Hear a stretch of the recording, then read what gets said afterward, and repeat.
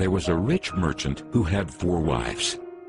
He loved the 4th wife the most, and adorned her with rich robes and treated her to delicacies.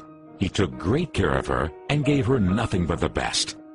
He also loved the 3rd wife very much. He's very proud of her and always wanted to show off her to his friends. However, the merchant is always in great fear that she might run away with some other men. He too loved his 2nd wife.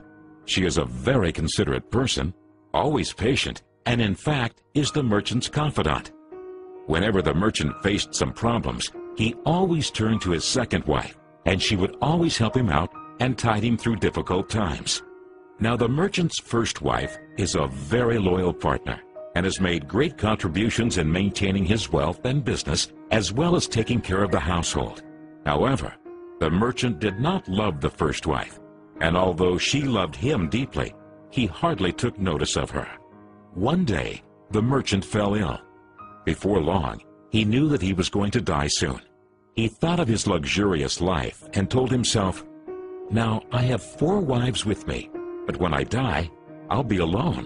How lonely I'll be." Thus, he asked the 4th wife, "I love you most, endowed you with the finest clothing and showered great care over you. Now that I'm dying, will you follow me and keep me company?" "No way," replied the 4th wife, and she walked away without another word. The answer cut like a sharp knife right into the merchant's heart. The sad merchant then asked the 3rd wife, "I have loved you so much for all of my life. Now that I'm dying, will you follow me and keep me company?" "No," replied the 3rd wife.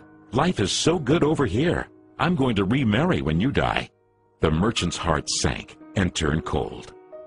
He then asked the 2nd wife, "I always turn to you for help, and you've always helped me out. Now I need your help again. When I die, will you follow me and keep me company?" "I'm sorry, I can't help you out this time," replied the 2nd wife. "At the very most, I can only send you to your grave." The answer came like a bolt of thunder, and the merchant was devastated. Then a voice called out, "I'll leave with you. I'll follow you no matter where you go."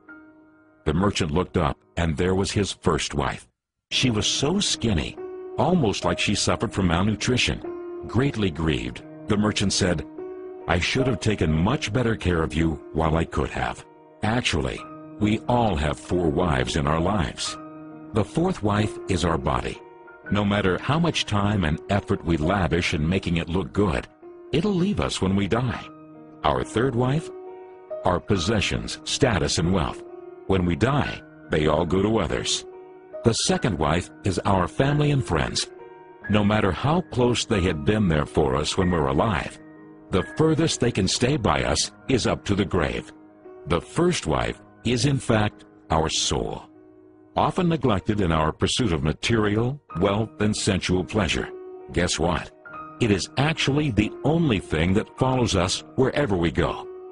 Perhaps it's a good idea to cultivate and strengthen it now, rather than to wait until we're on our deathbed to lament.